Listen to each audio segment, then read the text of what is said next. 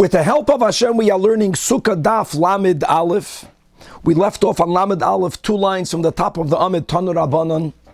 In the last Daf, we learned about the din of a stolen lulav, and now we're going to be learning about a stolen Sukah.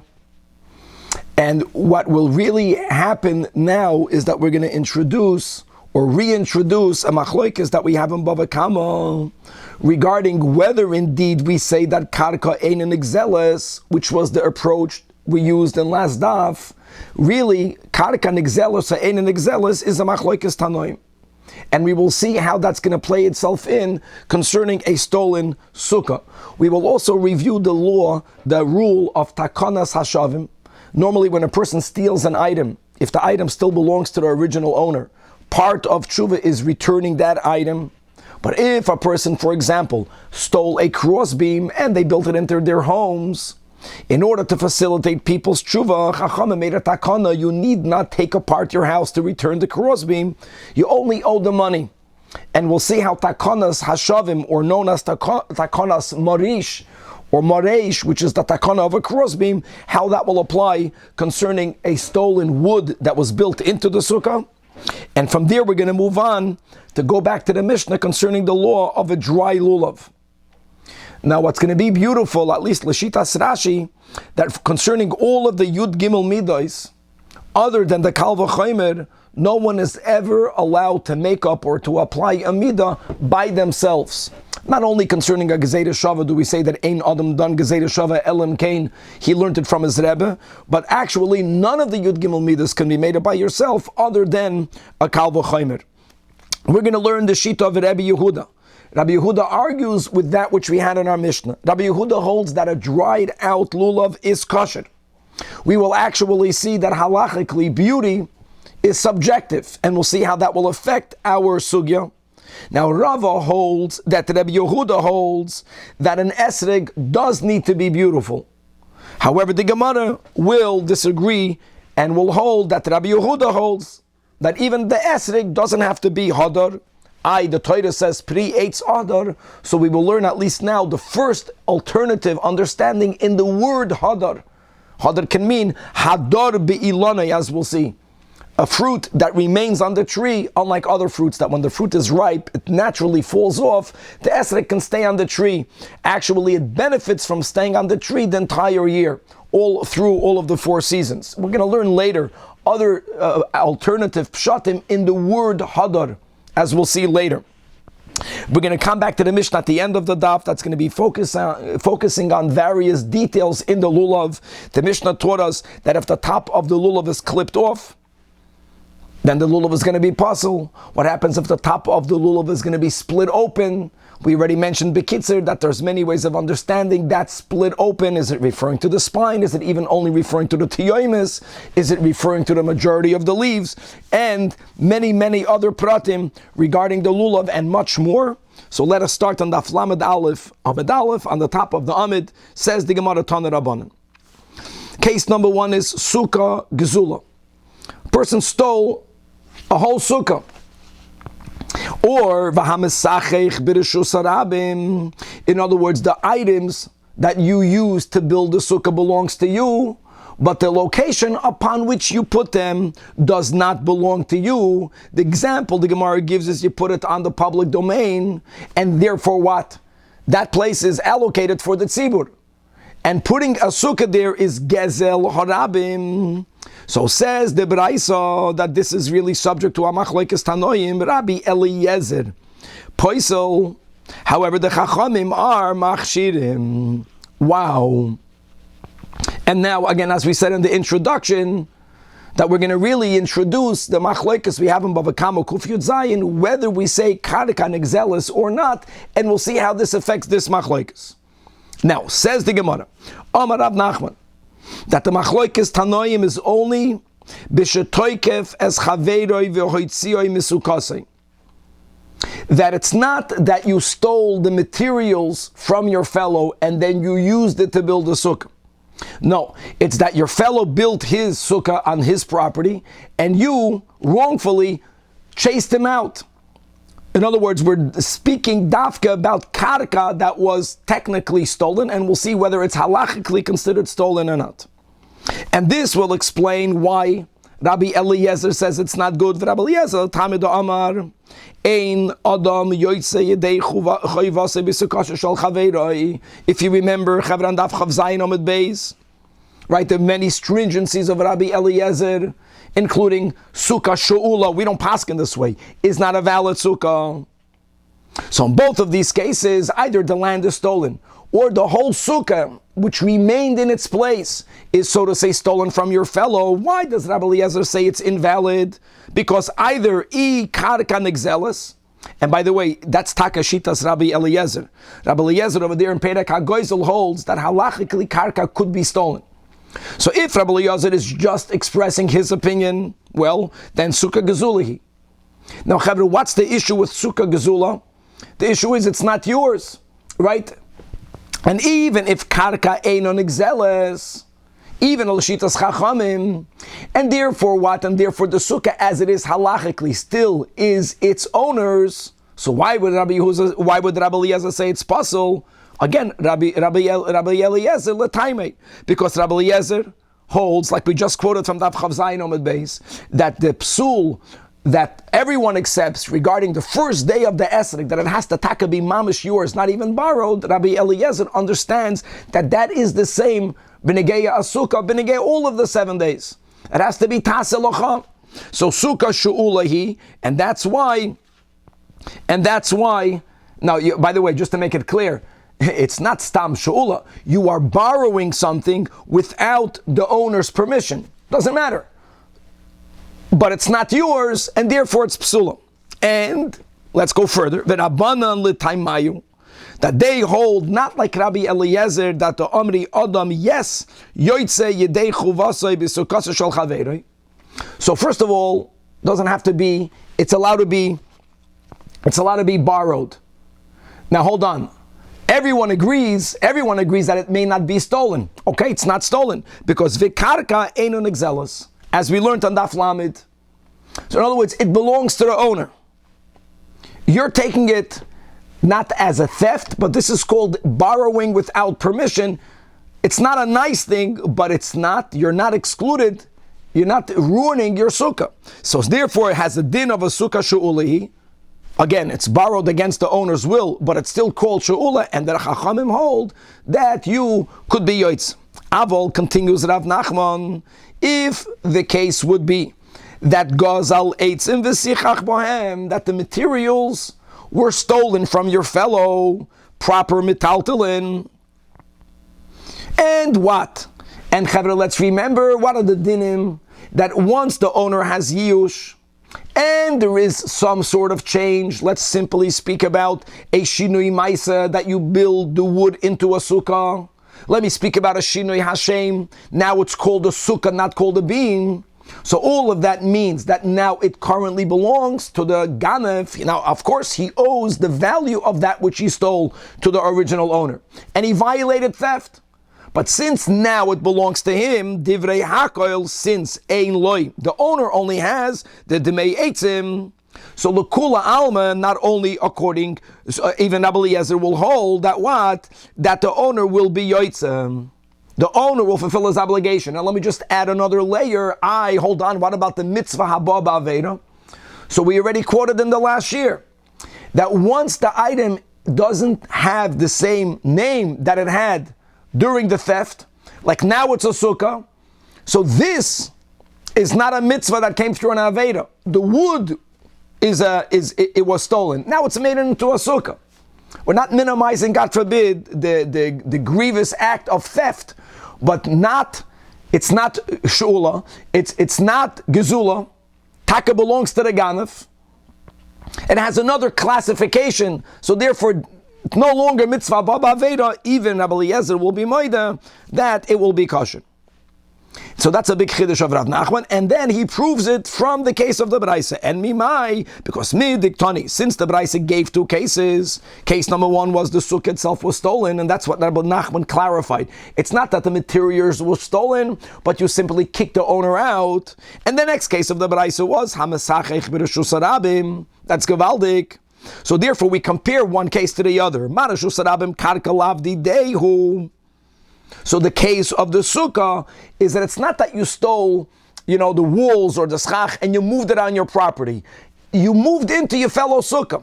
They're also sukkah nami karka lavdi dehu. Okay. Now the Gemara says a story, and the story will authenticate this halacha.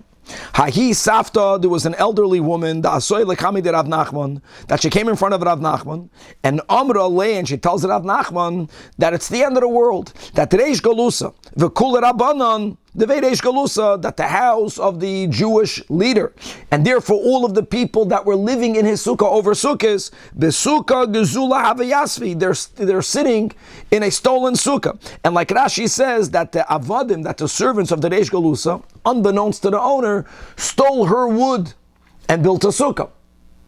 Now don't forget that Rav Nachman was the one that said, it's terrible what happened, but it does not invalidate the sukkah. Because now the Beit Reish Galusa, Mamish owns the wood, it's his sukkah. So she's screaming, Rav Nachman did not pay attention to her. No, she wanted for him to say, Taka, now that I have this new information, passel the sukkah of the Reish Galusa, but it's not true. The sukkah remained kosher. So Amr Alei, so she's trying to impress upon Rav Nachman for him to listen to her. So she says, it's a woman, that her father owned, 318 servants. If you remember in the story in Lech Lecha, during the first real world war, so Avram took with him, that's what the Torah says, when he heard Kinish Ba'achiv, he took the 318. And now the Chazal say he really only took his Eved Eliezer, but the Torah says that he had all of those Avadim. So she's trying to tell Rav Nachman, how can you ignore me? I come from such a wealthy family, as all of us. So she was a smart woman. Nevertheless, Tzavcha Kamaychu, she was shouting in front of Rav Nachman, and so she's shouting to you and you're not listening to her. How dare you ignore me? And Amar Lahu Rav Nachman, so Rav Nachman did not ignore her. He told her, the chevra, halacha is halacha. You can make the biggest emotional scandal, it doesn't change the halacha. That po'isa he did, she's a crier. And again, he's not justifying the fact that the Avadim, God forbid, stole. She came wanting for him to paskin that the sukkah is not kosher, because it's a gzula. And now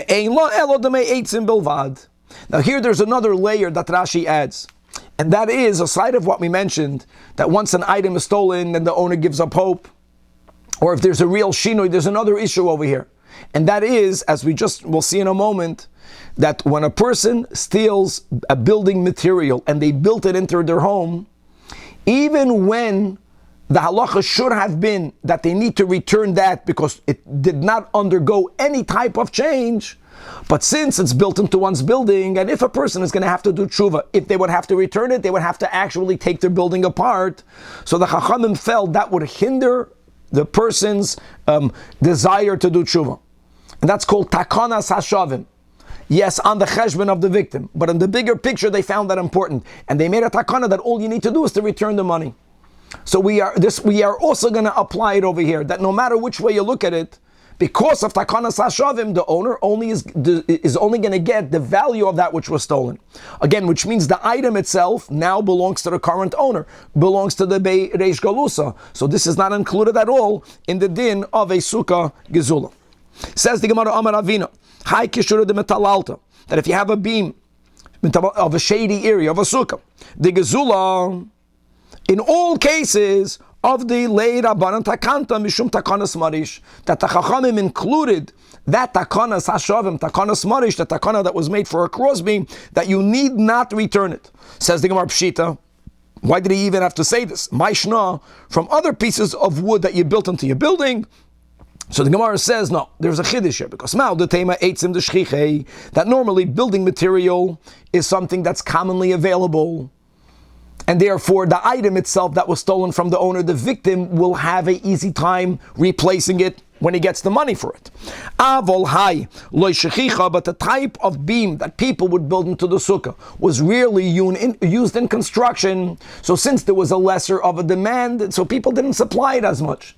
And maybe when the type of building material that was stolen is going to be difficult for the victim to find, maybe over there the Chachamim did not make this takanas maresh or takanas hashavim, so kamash malan, no, that it's made always.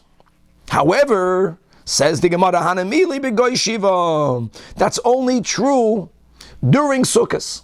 Even though you can argue objectively that the Sukkah is not a real structure, but since, the Torah gave a mitzvah of dwelling in the Sukkah, we view it like we view a home. Aval shiva, but once Sukkah is over, so then, Hadar be'enei, then you have to return it. Again, you have to return it. We're speaking about in the scenario where there was no yiush, or there wasn't a yiush and a shinui maisa, then give back the beam the way you found it. However, that's only again if there wasn't a shinui maisa, which means you didn't properly plaster it in, or nail it in, or cement it into your home.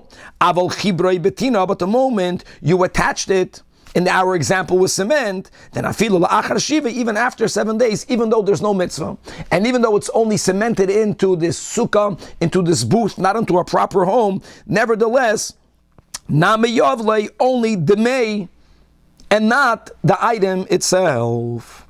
All right. So here we go. This hamasachech b'reshus harabim is something that's not that rare, just to know. Especially in certain cities. In New York, many people will put up a sukkah. I want to tell you that all of the big Chabad house sukkahs, like for example, the Midtown sukkah, there they got permission from the city. That's b'chlal not a problem. But in the event where someone wrongfully did not get permission and they built a sukkah in public, since we paskin this concept, l'shitas chachamim, that karka einoi nigzeles, so it's not considered a sukkah gzula, and we paskin like the chachamim that if you ate in that sukkah, you fulfilled the mitzvah of a sukkah. Okay, and now we're going to move back to another din that we had in the Mishnah on Daf Chavtes Amud Beis, and that was the din of a lulav that's dry. Says, and again, just if you remember, that was very important, that we do have a machloikis between Rashi and Tosfos, that Rashi writes that the psul of lulav hayavish has to do with, it's not ve'anvehu. Zekeli ve'anvehu is applicable to all of the mitzvahs. And Tosfos pointed out against Rashi that normally Zekeli ve'anvehu was only a din of lachatchila. It's not a din of a b'diavad. The fact that the Mishnah says lulav hayavish is pasul, so Tosfos learned that that's because it's not called hadar, and that will really be what we're going to be focusing on, is that the Torah writes regarding the esrog pre-eitz hadar. Let's presume now that hadar means beautiful, and now we will have to understand, we'll have to analyze whether this ingredient of beauty is only for the esrog, or is it also going to be extended to the other of the three, of the four, to the lulav as well. So says the Gemara Tana, we learned in a Braisa, as we learned in the Mishnah, that yavish, that if the lulav is dried out, then it's pasul. However, Rabbi Yehuda's machshir. And now we're going to have Rava's understanding of Rabbi Yehuda. Amar Rava, machloikis is only beneged the lulav, in other words, and not the esrog. There is the Rabbanan Savri that makshin and lulav la'esrog, that we make a hekesh, just like esrog has to be beautiful, and amongst the many applications of beauty is that the esrog may not be dried out, so lulav also has to have that level of beauty, including, not only, but including it may not be yavish. And Rabbi Yehuda, who argues with the Chachamim here in the Braisa, why do they say that a dried out lulav is kasher? Because loy makshin and lulav la'esrog, because they don't agree to such a hekesh.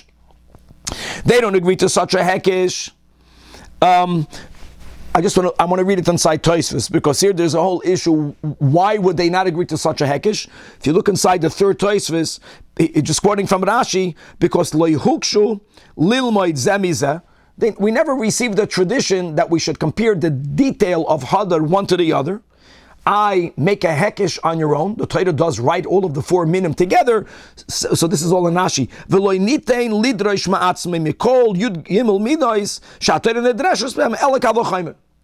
You can never make a hekesh on your own.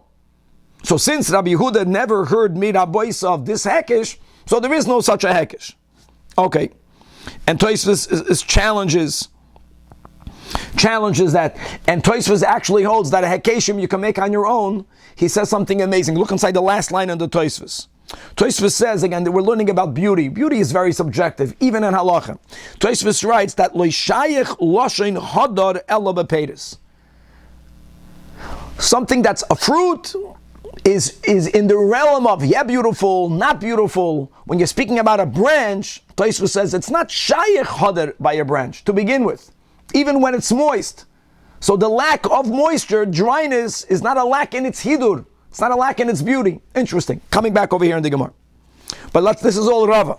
Aval be'esreg, but Rava wants to make it clear. Divrei hakol hadar ba'inan. Divrei hakol doesn't mean everyone. It means everyone in this braisa. We're going to learn Tanoim later. That again, like we spoke out in the introduction, that they interpret the word hidur differently. But we're going to see there's idur. Idur means water. We'll see what hadar could mean. If that would be the case, if they understand the word hadar not meaning beauty, those Tanoim, I think it's Ben Azai, we'll get to it soon, will hold that even an esrog doesn't have to be beautiful. But anyway, so Rav Yehuda holds the esrog has to be beautiful. The machlokes is only whether you extend the obligation, the prerequisite of hidur, of hadar, for a lulav or not. Asks. Rabbi, I'm not this real quick. Sorry.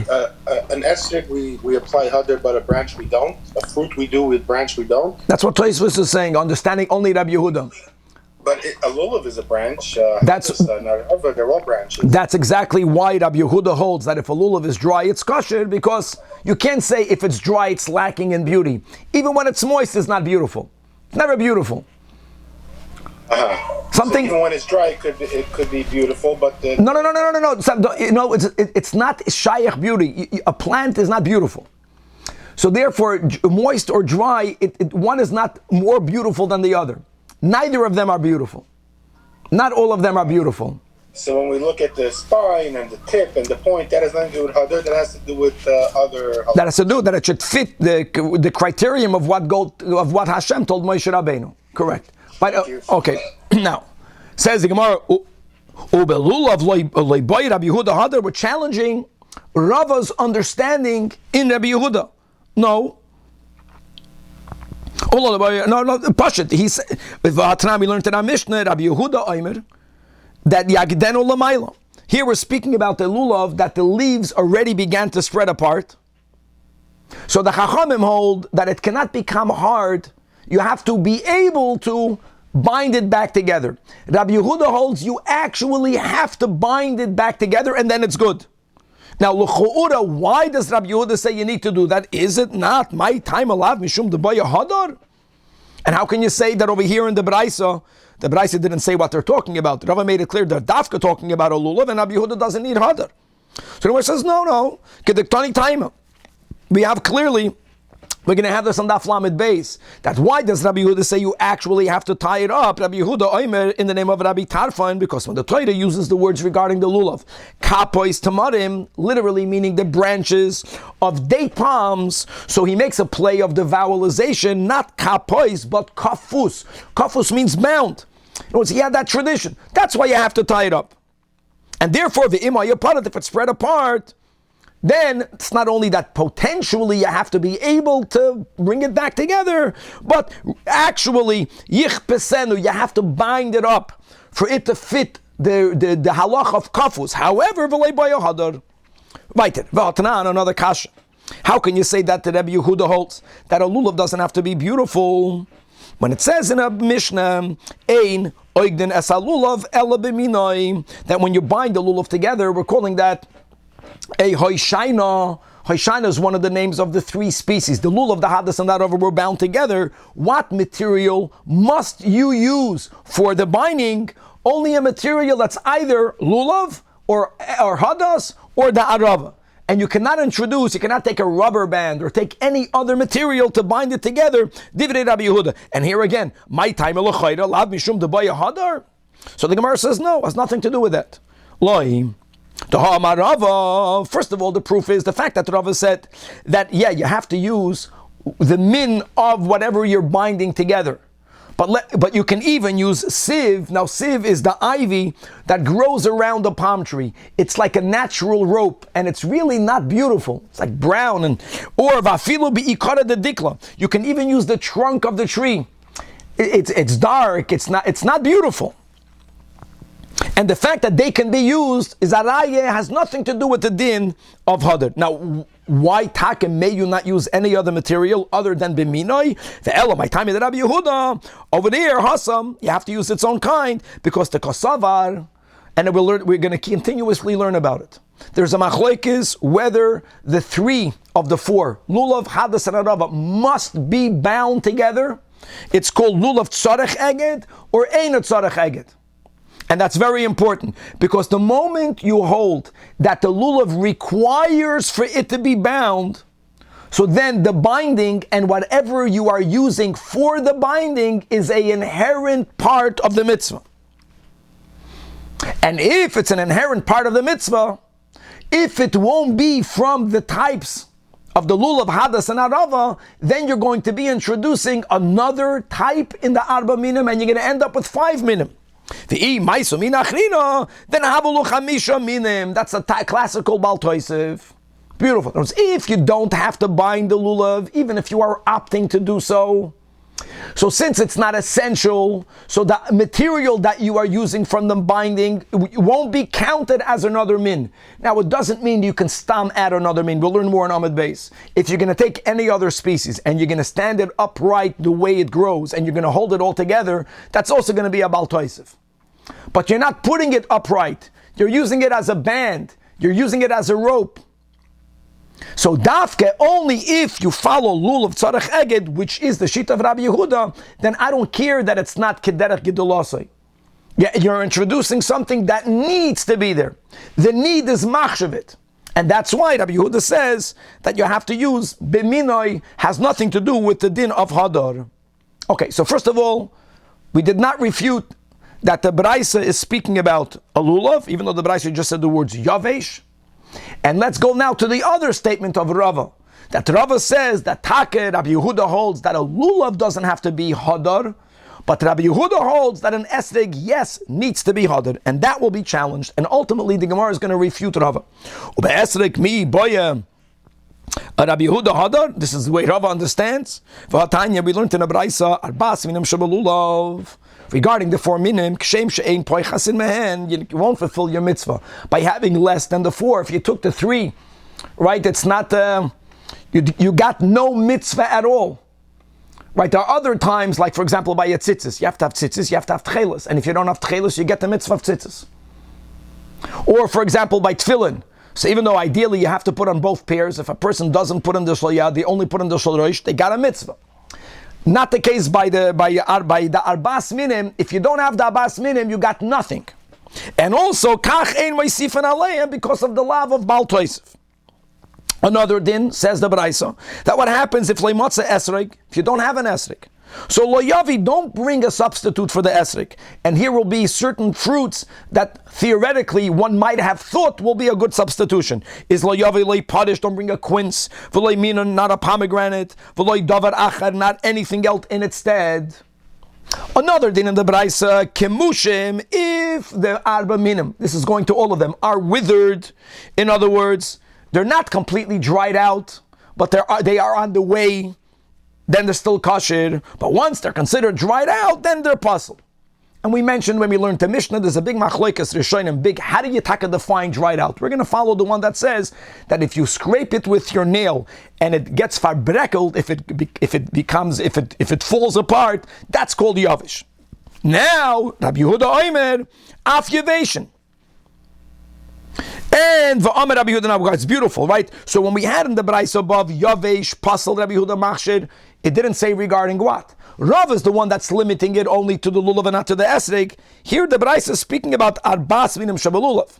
And here Rabbi Yehuda is saying af yaveshim. And v'amer Rabbi Yehuda, chavra daf lamad alef amid beis maise, bebinei karachin. This is just a practical mitzias that people that live in large cities, the larger the city, the less greenery, the less orchards, the harder it will be to find locally grown of the 4 minim. And because of the difficulty in getting the arbas minim, it was common for people to give their lulav to their children. In other words, it was passed down. Shehein moidishin es lulavim livnei v'neihem. And that's a charaya. If you're, now, they're bequeathing their lulav to their grandchildren. Oh, it's going to be dry. And that's a fact. People do that. So isn't that a proof? Rabbi Yehuda is proving that the lulav is allowed to be dry. So amru loi, right? So they told the chachamim, misham raya, ein shasat chak raya.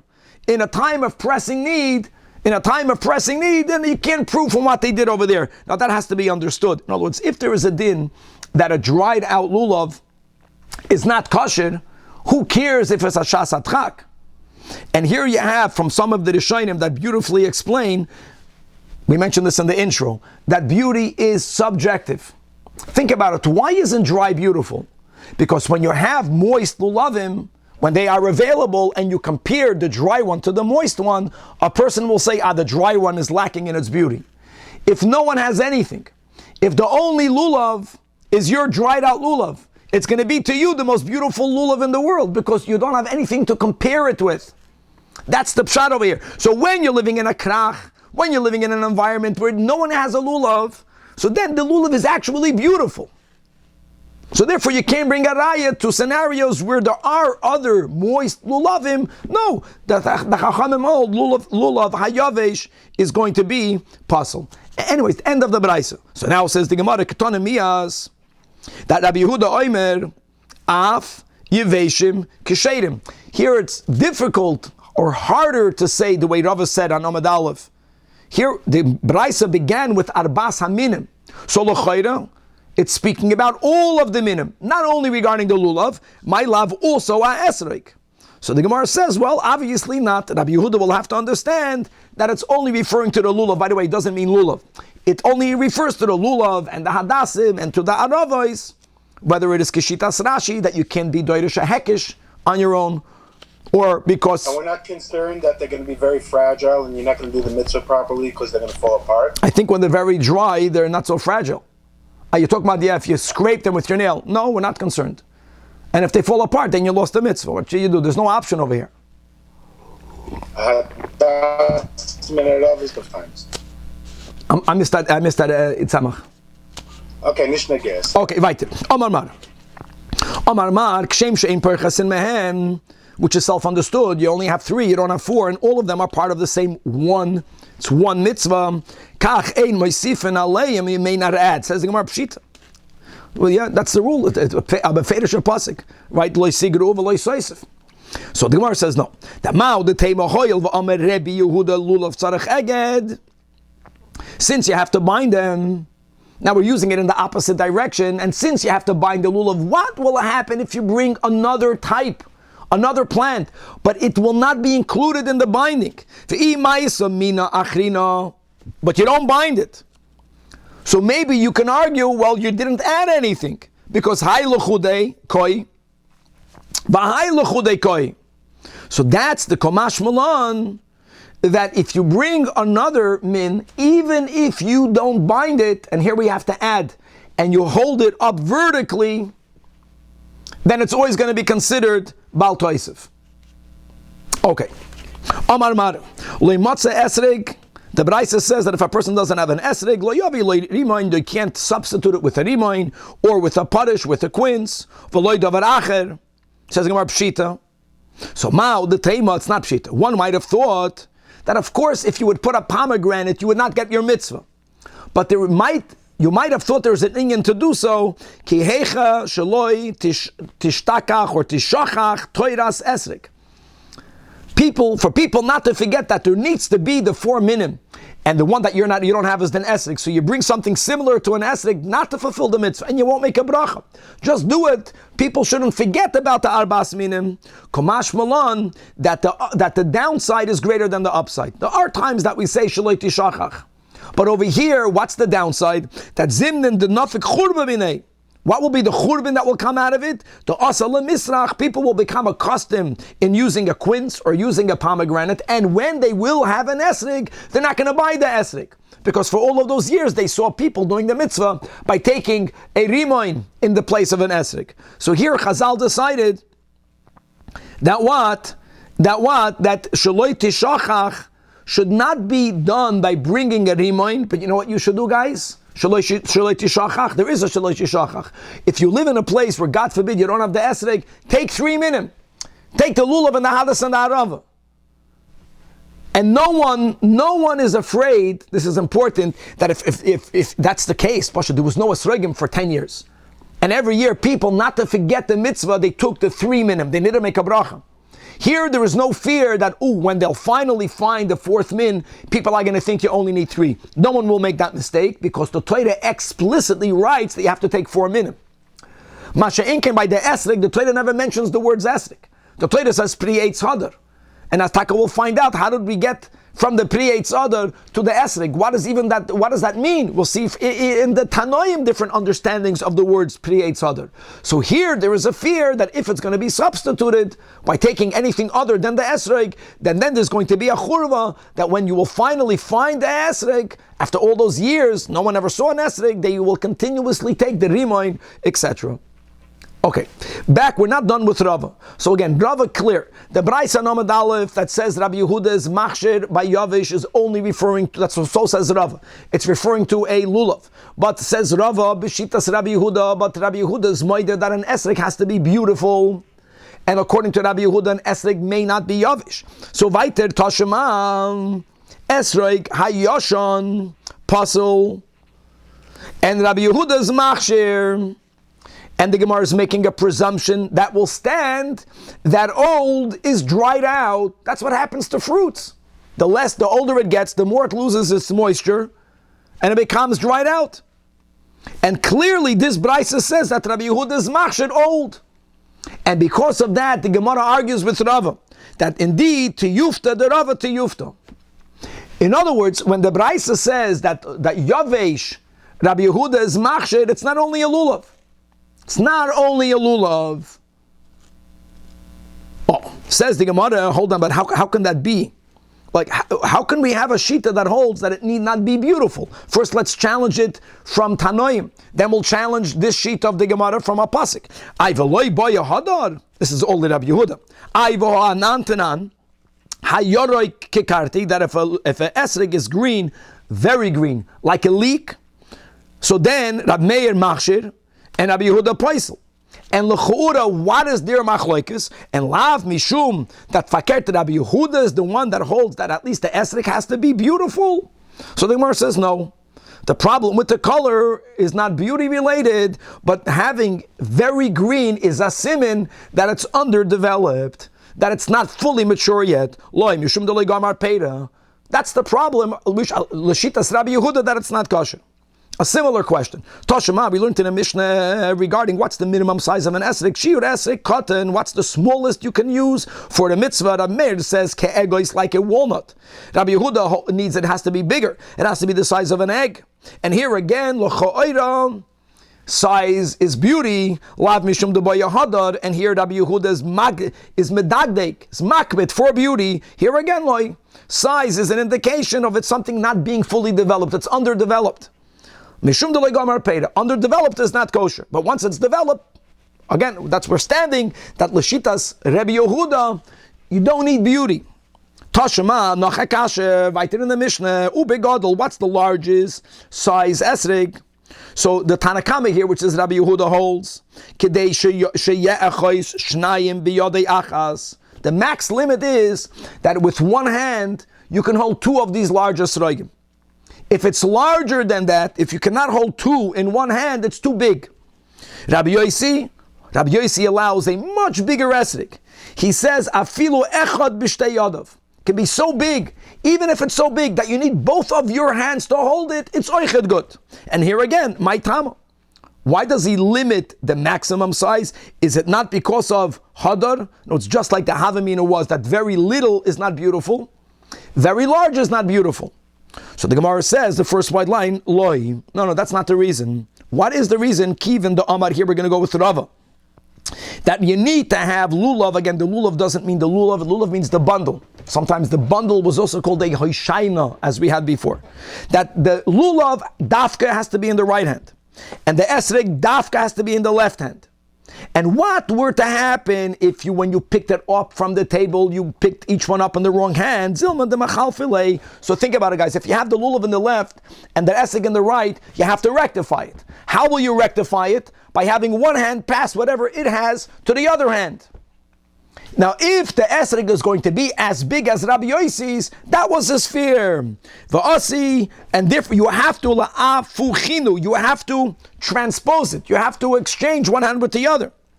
And if it's going to be very large, then there's a high chance that the esrog is going to fall down and it's going to become pasul. Nothing to do with beauty.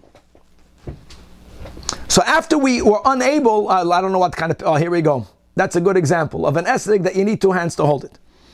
Now so you didn't find any Tana that will refute Rabbi Yehuda. What do you do with the pasuk? The Torah says, Pri eitz hadar. Ve'elo Rabbi Yehuda haksiv hadar. Answers the Gemara, and we're quoting from Daf Lamed Hey, that Rabbi Yehuda, according to the Gemara's understanding, not Rava, according to the Gemara's understanding, the word hadar does not mean beautiful. Actually, don't read hadar, kametz, hey, kametz, dalit. Read a patach, hey. Hadar be'ilonai mishana l'shana. It's the fruit, the pri, that lives on the tree throughout all of the 4 seasons, which is a anomaly, which is a exception. All the other fruits, when they become ripe, they will fall off the tree. And even if they won't fall off the tree, if you're going to somehow keep it on the tree, it living on the tree beyond the needed time will be to the detriment of the fruit. And by the esrog, it's ma'ached, all of the 4 seasons. Every season adds something beneficial to the fruit. So it actually, you have it live on the tree, and it can live even longer. In other words, it doesn't fall off the tree, and it benefits from living on the tree the entire year. Okay. Weiter. Referring back to the Mishnah said, now this is regarding the lulav, that shel ashera, if it's a ashera tree, these are trees that are planted by the goyim for idol worship from its inception. The Torah writes various times that one of our obligations that we had when we entered Eretz Yisrael under Yeshua's leadership was to burn all of the ashera trees. Or if you have a lulav that's coming from a Irani Dachas, a subverted city, with all of the nuances, where the city is and the people that somehow convinced the majority of the local inhabitants, those people came from the same city. And under certain circumstances, not only do the people have to be put to death, but all of the belongings of the city have to be burnt. And the Mishnah says that if prior to burning, if you took a lulav from one of those, either the Ashera Irani Dachas, then it's not valid. Now we have a problem. The problem is, guys, let's remember the rule. There's a cloud that even items that are asur b'hana'ah are allowed to be used for a mitzvah, based on the cloud that mitzvahs lav leihanois nitnu. Even though we should and many times love and enjoy the mitzvah, that's not why we're doing it. We're doing it because God wants us to do it. So since mitzvahs were not given to us for us to enjoy, even items that are asur b'hana'ah are allowed to be used for a mitzvah. And the havamin of the Gemara is that why can you not use it? Because it's connected to idol worship, and therefore it's asur b'hana'ah. But that's not an issue. Says the Gemara, how can you tell me shel ashera pasul? But didn't Rava teach us that a lulav of an avodah zarah? A lulav of an avodah zarah would mean that, for example, that the broom, a lulav used to be used as brooms. That if a lulav was used to sweep the church, that's called a lulav of an avodah zarah. So enachanami lachatchila, don't take it. But if im natal, a kosher. That was one of the examples that Rava is giving to point out that since mitzvah is lav lehenos nitnu, and even though avodah zarah is asur b'hana'ah, but you fulfilled the mitzvah because you did not have hana'ah. So why would this be different? Even on a b'di'evet level. So the Gemara says, no, dafka. Here we're speaking about an ashera, and an ashera that was planted in the times of Moshe Rabbeinu. In other words, when we entered Eretz Yisrael, of course, an ashera is always asur b'hana'ah. But as we quoted, there's a pasuk in the Eid that Rashi brings that Moshe Rabbeinu told the Yidden that when we entered the land, va'ashereyem tisrafun ba'esh, you have to burn it, as we have to burn the belongings of the Irani Dachas. And therefore, how does that change everything? It changes everything because there is a klal that something that must be burnt is viewed as if it's already burnt. And therefore, it's interesting. It's not that since it's burnt, you can't use it. You can't use it because it's certainly lacking its shiur. It's like it's already pulverized. The katuse michatas shiurei, its minimum shiur, and the lulav has a minimum shiur. as we'll further clarify in the next sugya, even though it sounds like it's 3 tfachim, we'll see it really means it's 4 tfachim, so you're lacking the shiur. And furthermore, daikaname, because since the Mishnah puts together Asherah and Iranidachas, and again, Iranidachas isn't only property that's connected to Avodah Zarah, but it must be burnt. Everything is put in the center of the city and burnt down. Shma minad, that the psul is not because it's Asr Bahana, but because of it needing to be burnt. We view it as if it's already burnt, and therefore, katusei michata shiure. Then the Mishnah said that if niktam roishay, if the top was clipped off, it's puzzle. So on that, Amar Rav Huna, right, this last line in the Amit, that indeed loy shanu dafka bimedayik, implied only if it's actually clipped off, if it's niktam. Avol nizdak, but if it's split, then it's kosher. Frag the Gemara, how can you say that? How can Rav Huna say that a split lulav? We'll get to details in splitting. A kosher, v'nista kosher, aiva hatanya. We learned in a brayso, lulav kafuf, a bent over lulav, a lulav that looks like a hunchback person, daf lamed beis on top of the amid, or a lulav that's kavutz. Kavutz zokt Rashi, that there are certain thorns that are protruding from its spine. Or saduk, that's going to be the kasha, a split lulav. Or akum, a very crooked. How crooked that it's doima lamagol, it's so crooked or curved, like a sickle. In all of these cases, pasul. However, charus, right, if it became hardened like a branch, then also pasul. We're separating this from the other ones because if it's only doima lacharus, it already opened up and it's already hardening, but you are able to put it back. We had that case in the Mishnah. Then, even though it's doima lacharutz, it's still going to remain kosher. End of quote. The question we are asking is from the saduk, from the second case on top of the summit. How can Rav Huna say that bimedayik from the Mishnah that only niktam is a problem, nisdak not? L'chayr saduk is the Brisa says is also invalid. So answers the Gemara Amar Rav Papa. That when do we say that saduk is a problem, is invalid, when it's split? The avut ki himnak. A himnak, guys, is what we will call the letter Y. That means it's so split, right? So you have the lulav is the line in the bottom of the Y. We're speaking about a capital Y. And then the top, it's mamash a fork. One goes to the right and one goes to the left. And here we have a huge machlokes rishonim. What does the Gemara mean? The avut ki himnak. Are we limiting the psul according to some rishonim? Himnak means that at the top of the lulav has 2 spines, not like the picture. Some you can leave the picture up. Some understand that if the spine at the top at a certain point becomes 2 spines, it's mamish forked. That is when it's puzzle. Other rishonim learn like the picture that kehimnak means that it's not a little bit split on the top, that it's split either all the way down to the shadra, and it's so split that when you look at it, sometimes the leaf is split, but without you making a real examination, you won't even know it. Himdak means it looks like a fork on the top. It begins from 1 and on the top it goes out into 2. There is a certain point prior to it where taka guys, we want to make sure that our lulavim are not split in the top. We're boidik our lulavim, but it's not the way people think that if I found that it's split open, your lulav is possible right away. It's not so simple, not so quick. Weiter. Now let's go back to what it says in the Braisa, right? 3 lines from the top of the Amit, that akum doima lamagol, that if it's curved or crooked like a sickle, then it's puzzle. So amarava, hold on. Now also not so quick. Loy amaran, when is it being curved a problem? Elo lefanov, if it's curved lefanov, like we said, like a hunchback.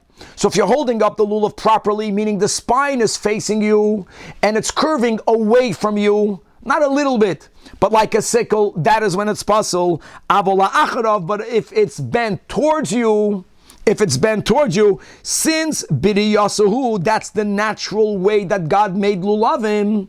Now we're mahadir by finding it perfectly straight, but if the curve is towards you, then it's okay. And now we have a statement of Rav Nachman, and we have 2 versions. Min hakotza el hakotza, what he said. Amar Rav Nachman, letzedadim kilofan of dami.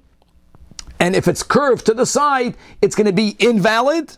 Or va'amri la, that Rav Nachman said punkt fakert, that kila achrav dami, that if it's curved to the side, then it's kila achrav, means if it's bending towards you, and it's going to be good.